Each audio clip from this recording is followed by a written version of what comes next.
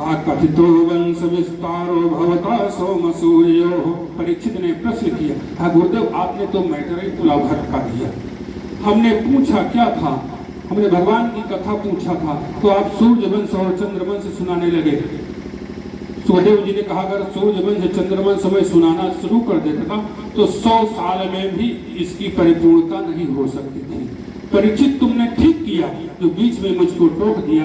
कहने का अभिप्राय श्रोता को बहुत सावधान होना चाहिए। वक्ता अपने रास्ते से भटक सकता है, लेकिन श्रोता सावधान रहेंगे तो वक्ता कभी भटकने वाला। इसलिए अब चंद्रवंश में आकर के महाराज उग्रसेन हुए। महाराज उग्रसेन का पुत्र कंस, उग्रसेन तो परम धर्मात्मा, उनका पुत्र कंस बहुत ही निर्दयी अत्याचारी। और उग्रसेन जी के जो छोटे भाई सूरसेन थे, सूरसेन की पुत्री देवकी का विवाह वसुदेव जी के साथ में होने लगा। और जब विवाह हुआ तो कंस स्वयं सारथी बन करके और पहुंचाने के लिए जा रहा है। और जैसे ही, और भक्तों एक बात बता दूंगा, गोस्वामी जी ने लिखा अभी कुछ देर पहले आप लोगों ने सुना भी था कि आए देव सदा स्वार्थी वचन कहि जनु परमा। अब देवताओं की कोई जरूरत क्या थी गुरु जी कि अस्यास्त्वामष्टमो गर्भो हंतायाम बहसे उधर।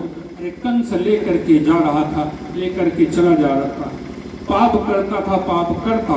भगवान को अवतार तो लेना ही था, लेकिन देवताओं आपने आकाशवाणी करके और कितने निर्दोष लोगों को पिटवाया है, तो इसलिए आप लोग भी पिटते हो। बोलो सच्चिदानंद भगवान की जय। हम नहीं कह रहे हैं, भागवत जी में ऐसा संकेत आया हुआ है कि अस्यास्त्वामष्टमो गर्भो हंतायाम बहसे बुध। हे मूर्ख कंस, जिसको बहुत प्रेम से तू पहुंचाने के लिए जा रहा है, उसी का 8वां लाल तेरा काल होगा। और जैसे ही कंस ने सुना, देवताओं से राहस नहीं हुई तो आकाशवाणी कर दिया। कहा भी पता चल जाएगा कि कितना स्नेह है, कितना प्रेम है। गोस्वामी जी ने भी संकेत किया है सुंदरकांड में कि सुर नर मुनि सब कैया हरि के स्वार्थ लागी करही सब प्रीति। हाँ, सब जो है स्वार्थ बस सबका प्रेम होता है। जहाँ स्वार्थ समाप्त हुआ सब कुछ समाप्त हो जाता है। जो अभी बहुत प्रेम से पहुंचाने के लिए जा रहा था, जैसे ही आकाशवाणी होती है तो भगनीम हंत मारब्ध खड्ग पाणी कचे ग्रहित। एक हाथ से बाल पकड़ा और दूसरे हाथ से तलवार निकाल करके मारना चाहा। वसुदेव जी ने हाथ पकड़ा, समझाया, सुनो, स्त्री की हत्या करना बहुत बड़ा पातक है, ब्रह्म हत्या के बराबर का दोष होता है। तुम्हारे जैसे वीर को ऐसा शोभा नहीं देता है। सुनो, कंस ने कहा नहीं, मैं इसको ही समाप्त कर दूंगा तो इसके द्वारा संतान होगी नहीं, तो मैं मरने वाला। वसुदेव जी ने कहा चलो अच्छा, तुमको दिक्कत देवकी से है या इसके संतान से? कहा इसके 8वें संतान से। वसुदेव जी ने कहा चलो मामले को किसी तरीके से सुलझाया जाए। वसुदेव जी ने उपाय निकाला। कहा सुनो, इसकी जितनी भी संतानें होंगी, एक नहीं, 8वीं नहीं, जितनी भी संतानें होंगी ला करके मैं आपको दे दूंगा। और वसुदेव जी की बात का विश्वास किया कंस ने, और वसुदेव जी देवकी को कहा अब आप तो ठीक है, आपकी बात मैं मान ले रहा हूँ, लेकिन अब आपको कहीं जाना नहीं। कहा फिर? अब आपको लौट के चलना है। कहा कहाँ ले चलोगे? कहाँ जेल खाने में। ले जाकर के जेल में बंद किया, और जेल में बंद करने के पश्चात 6 पुत्र हुए। 6 पुत्रों को कंस ने पटक करके और मारा। विष्णु पुराण में वर्णन आता है कि जो 6 मारे गए ये कौन थे। हिरण्यकशिपोः पुत्रास्खट, हिरण्यकशिपु के जो पहले पुत्र थे, ह्लाद, अनुह्लाद, सहलाद, प्रहलाद, ये 4 तो तपस्या के बाद हुए। तब के पहले जब हिरण्याक्ष था उसके पहले 6 पुत्र थे जो कि हिरण्याक्ष के साथ में रह रहे, भगवान ने उनको मार दिया था। तो वो मारे गए थे। तो फिर आकर के यहाँ वही 6 विष्णु प्रयुक्ता निद्रा क्रमात् गर्भानयो, भगवान की माया ने क्रमशः उन्हीं को देवकी के गर्भ में 6 संतानों के रूप में भेजा।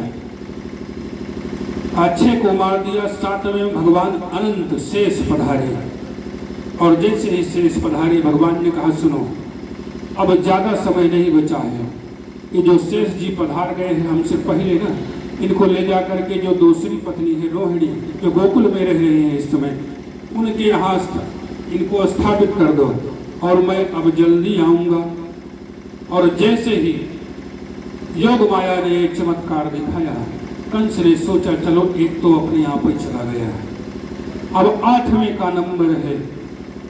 और इधर देवतागण परेशान भगवान से प्रार्थना करते हैं। भगवान ने कहा ठीक है मैं आ रहा हूँ। भगवान आए और जैसे ही भगवान आए तो उस समय भगवान देवकी के शरीर का प्रकाश, दिव्य प्रकाश चारों ओर जेल खाने में फैल जाता है। जैसे ही जेल खाने में प्रकाश फैला तो उसने देखा, कंस ने देखा तो उसने समझ लिया कि मुझको मारने वाला निश्चित रूप से आया है। उसी समय से नारद जी जब तक पहुंचे, नारद जी ने बताया, कहा 8वां आने वाला है। कहा ये बताओ नारद जी कैसे होगा। नारद जी ने बता दिया। कहा काला काला होगा। कहा और कैसे होगा। कहा मुरली वाला होगा, मुरली लिए होगा। कहा घुंघराले बाल वाला होगा, देखने में तो छोटा लेकिन बहुत ही खोटा होगा। बोलो सच्चिदानंद भगवान की। और जब से नारद जी ने ऐसा बताया कंस भयभीत रहने लगा। कंस अगर दर्पण में अपना मुख देखता है, अगर काली मूंछ दिख जाए तो शीशा फेंक देता है। गाल में अगर जीरा दिख जाए, काला जीरा दिख जाए तो गाल फेंक देता है।